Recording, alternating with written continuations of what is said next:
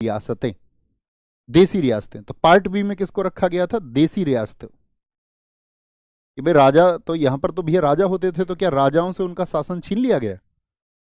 देसी रियासतें यहां पर बनाई गई, ठीक है। और देसी रियासतें कितनी थी? तो याद रख लेना, ये 9 प्रिंसली स्टेट्स थे। कितने प्रिंसली स्टेट्स थे? 9। लिखने का प्रयास करेंगे कौन कौन से थे। तो देसी रियासतें यहां पर एक तो हैदराबाद ही हो गई आपका, हैदराबाद। दक्षिण भारत में देखिए, दक्षिण भारत में एक मैसूर हो गई, एक त्रावणकोर जो कि आपका केरल में है आज वर्तमान में, त्रावणकोर अर्थात त्रावणकोर कोचीन भी उसको हम बोलते हैं। पंजाब में आप ऊपर जाएंगे तो वहां पर आपका क्या था? पैप्सू, एक इलाका है पैप्सू।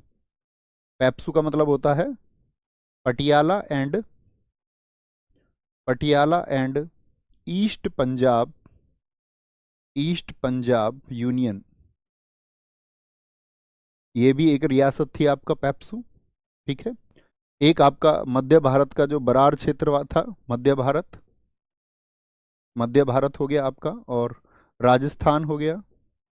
गुजरात वाले मैप पे देखिए आपका सौराष्ट्र हो गया, सौराष्ट्र हो गया, सौराष्ट्र।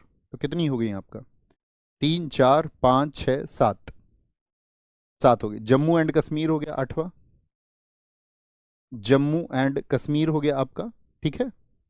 और एक अलग से आपका, एक तो पटियाला ईस्ट पंजाब यूनियन था, और एक सिर्फ पटियाला था। क्या बोलेंगे यहाँ पंजाब वाले इलाके में? एक तो पटियाला था और एक पैप्सू, ये लिखा हुआ है पैप्सू। ये मैप जब आपको मिलेगा आपके नोट्स में तो एकदम क्लियर मिलेगा, ठीक है। उस समय उसमें हिमाचल आपका, ये क्या बोलेंगे यहाँ पर? सौराष्ट्र, जम्मू कश्मीर, पटियाला, 5 6 7 8 9। कहने का मतलब है इस पे बहुत जोर नहीं देना है आपको, आपको सिर्फ इतनी समझ विकसित करनी है कि आपको सिर्फ इतना समझ में आए कि पार्ट बी में किन को रखा गया था। तो आप बोलेंगे देसी रियासतों को रखा गया था। अब प्रश्न की बात है कि देसी रियासतों को भारत संघ में तो शामिल कर लिया गया, लेकिन भैया उनका प्रशासन कैसे चलता था? और देसी रियासत का तो मतलब यही था कि राजा उसका प्रमुख था, तो क्या राजा के अधिकार छीन लिए गए थे? देखो इनका प्रशासन कैसे चलता था। जैसे पार्ट ए में आपका निर्वाचित विधायिका और राष्ट्रपति द्वारा नियुक्त राज्यपाल के द्वारा, तो इनका जो प्रशासन था, इनका जो एडमिनिस्ट्रेशन था, वो चलता था राज प्रमुख के द्वारा। यानी जिसकी रियासत थी उसको इग्नोर नहीं किया गया।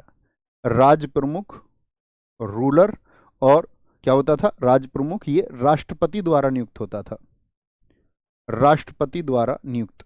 तो ये तो भैया मनमानी कर सकता था फिर। तो इसीलिए यहां पर एक आपका निर्वाचित विधायिका, यानी कि एक इलेक्टेड लेजिस्लेचर का प्रावधान भी किया गया कि यहां पर एक निर्वाचित विधायिका भी होगी, और कानून वगैरह कुछ भी चीज लागू होंगी तो वो तो आप जानते ही, विधायिका उस काम को करती है। तो इनका एडमिनिस्ट्रेशन इस तरह से हुआ। बड़ा अच्छा क्वेश्चन पूछा गया था यूपीपीसीएस एग्जाम में, बड़ा शानदार सा क्वेश्चन था। क्वेश्चन था आपका कि भारत में राज प्रमुख का पद कब से कब तक रहा है। अगर आपने अभी तक मेरी बातें ध्यान से सुनी है तो मुझे एक बार आंसर करें। भारत में राज प्रमुख का पद कब से कब तक रहा है? 4 ऑप्शन मैं आपको देता हूं। 1947 से 1950, 1947 से लेकर 1956, 1947 से लेकर के 1961, और 1947 से लेकर के 1972। मुझे एक बार बताएंगे कब से कब तक रहा होगा, थोड़ा समझ के। तो आप कहेंगे भैया जब तक राज्यों का पुनर्गठन नहीं हुआ, अर्थात 14 राज्य नहीं बने, तब तक ये क्या राज प्रमुख पद बना रहा था भारत में। तो हम लोगों को बोलना 1947 से शुरू होकर 1956 तक। बहुत ठीक आंसर आप सब लोगों की तरफ से आया। तो पार्ट बी में क्या था? देसी रियासतें। अब देखो यहाँ पे एक बार पार्ट सी में कौन सा कलर है उसको जरा मैप पे देखिए और प्रयास करिए समझने का। भैया मणिपुर दिखता है हमको, त्रिपुरा दिखता है, कच्छ हमको दिखता है, कच्छ हमको दिखता है, ठीक है। यानी कि यहीं पर लिख दूं मैं इस बात को, भाग के तो लिखा ही हुआ है। तो आप बोलेंगे भैया यहां पर हम इस बात को कह सकते हैं कि पार्ट सी में क्या है फिर आपका, कच्छ क्या था फिर, ठीक है। इन सब की हम बात करें तो यहां पर भी कुछ देसी रियासतों को रखा गया, जो छोटी देसी रियासतें थी। पार्ट सी में भी आपका क्या बोलेंगे, पार्ट सी में भी देसी रियासतों को रखा गया। प्रिंसली स्टेट्स, कुछ प्रिंसली स्टेट्स को इसमें रखा गया था, और इनके साथ में रखे गए थे जो कमिश्नरी क्षेत्र थे। बस आपको इतना ध्यान रखना है कि इनकी संख्या कितनी थी टोटल। तो इनकी जो संख्या थी टोटल, वो संख्या थी इनकी आपका 10। कितने थे यहाँ पर? 10 थे। आप देखेंगे जैसे यहां पर राजस्थान में बीच में देखिए ध्यान से मैप पर, ये जो जगह है अजमेर है, ये क्या है?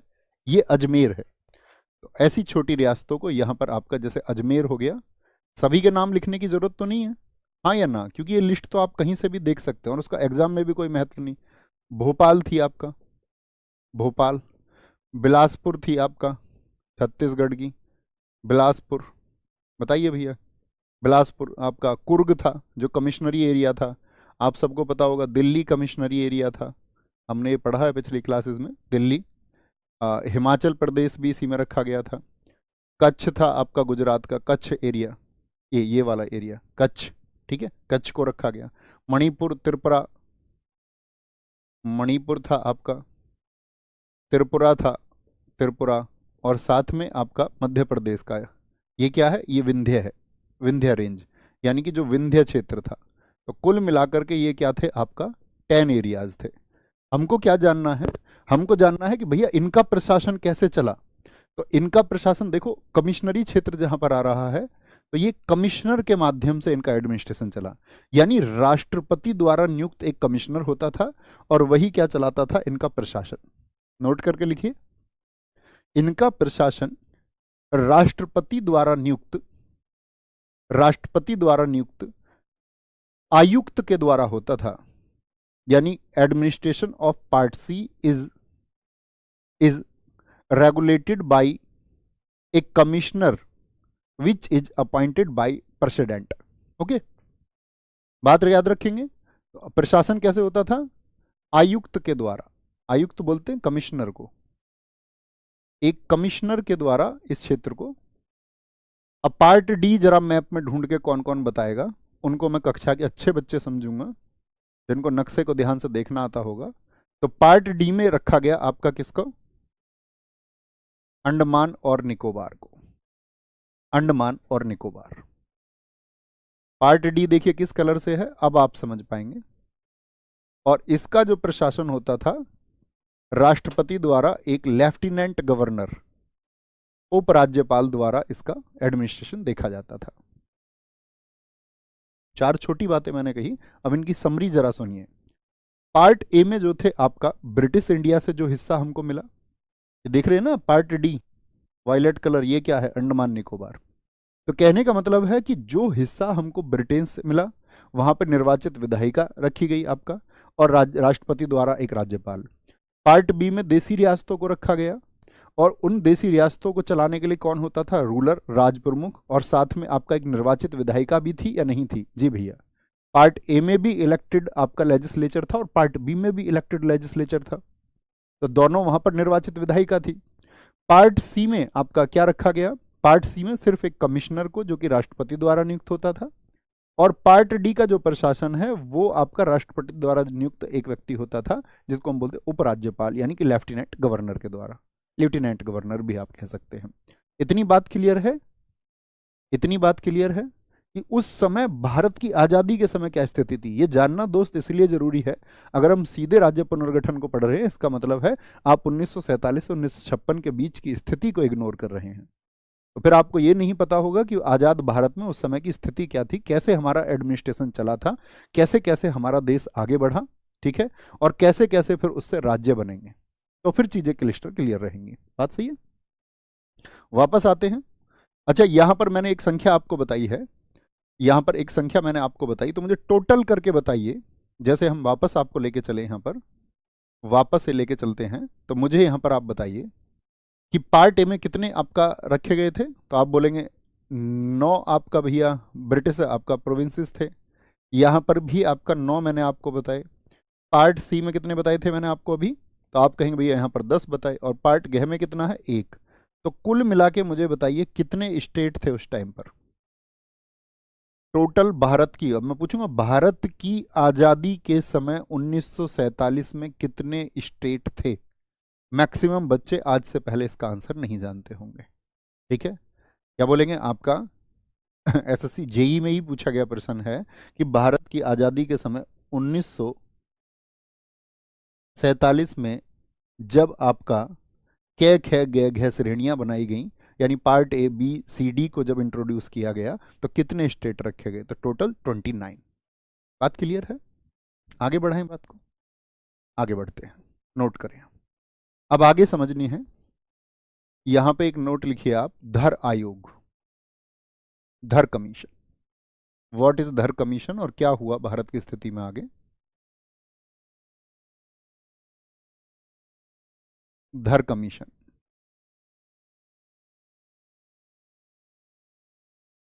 धर कमीशन क्या बोलेंगे? ये आपका जून 1948 में गठित हुआ, यानी कि फॉर्म्ड इन 1948। और इसके जो अध्यक्ष बनाए गए, एक जज साहब थे, जस्टिस एस के धर, जस्टिस एस के धर। ठीक है, जून 1900 आपका 48 में। अब देखो इनको काम क्या सौंपा गया था, काम क्या था? अब जैसे ही भारत आजाद हुआ, आप सब लोगों को पता है कि मुस्लिमों ने एक अलग पृथक राष्ट्र की, एक अलग से एक सेपरेट नेशन की बात की जिसका नाम था पाकिस्तान। ऐसे ही भारत में क्या हुआ कि बहुत सारे लोग, उन्होंने उसको देखा कि भाई ये जितने भी मुस्लिम व्यक्ति हैं, यानी एक धर्म के आधार पर भी अलग एक डिमांड कर रहे हैं, तो एक आइडियोलॉजी डेवलप हुई कि आपका भाषा के आधार पर भी अलग राज्य होने चाहिए। तो ऐसी कुछ मांगे, ऐसी कुछ डिमांड्स जगह जगह जगह जगह जगह जगह आपका उठने लगी। जैसे आपका बहुत सारे लोगों ने बोला कि भाई एक प्रांत ऐसा होना चाहिए जो तमिल भाषियों के लिए होना चाहिए। एक प्रांत ऐसी भी डिमांड उठी कि तेलुगु भाषा के लिए होना चाहिए। ठीक है, फिर हिंदी भाषा के लिए भी उस तरह की डिमांड उठी। तो जगह जगह जगह जगह ऐसी डिमांड्स आने लगी। और इस समय तक मुझे बताइए, इस समय तक भारत में आम चुनाव हुए या नहीं हुए? जैसे आज आप देखते हैं कि चुन के प्रधानमंत्री बनते हैं बहुमत प्राप्त करके। पहली बार जो चुनाव हुए 1951-52 में हुए हैं।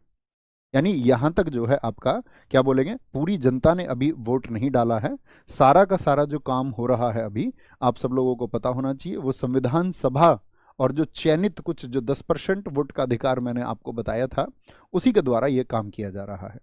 क्योंकि पहली बार तो आपका वोट डालने का जो अधिकार व्यक्तियों को मिला, वो कब मिला था? तो पहली बार भैया वोट डालने का अधिकार मिला आपका पहले आम चुनाव में ही। उससे पहले थोड़ी ना पूरी जनता ने वोट डाला था।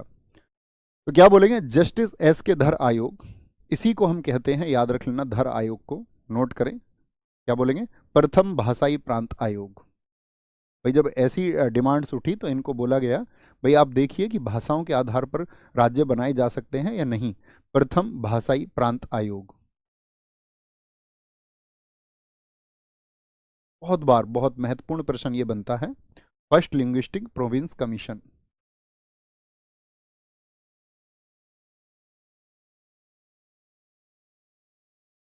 प्रोविंस कमीशन कौन सा है भारत का?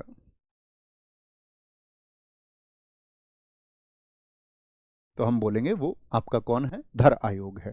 तो धर आयोग मैंने क्या बोला, इसकी एक रिपोर्ट आई, या हम यहां पर ये कह सकते हैं इसने अपनी रिपोर्ट में क्या कहा था।